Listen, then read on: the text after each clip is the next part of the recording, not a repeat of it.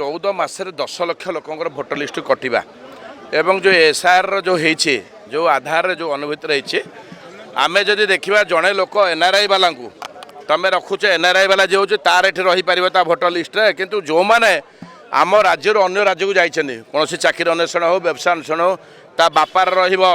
जदि पिला मानकर कटिଯିव जेतेबेले सरकार जो नीति नियम जो आधार एवं जहाँ पाइबा पे जो योग्य होची सेतु से वंचित होची तेणुक कौन पे किए आमर डिमांड होचे आपण 6 मास भितर 3 थर कहीं इनक्वारी कले गोटे थर कौट जाइछन्ती न जाइछन्ती 14 मास 10 लाख लोक केमिति को आधार को बेसी काटिदेले ताको पुनर्बार 100% नो 50 100% आम चीफ इलेक्शन कमिशन देखा करछु इंडिया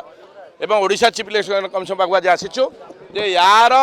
संपूर्ण पुनरावर्ती आपण 100% इनक्वारी करके देखा जाऊ को लोक कौन पे कौटी कहीं जाइए कौन पे 3 थर जातु 4 थर जातु 5 थर देखु देखला काटिले ताहा ग्रहणीय हम ना केवे आम छाड़बूनी ए आंदोलन आहरी तीव्रतर करा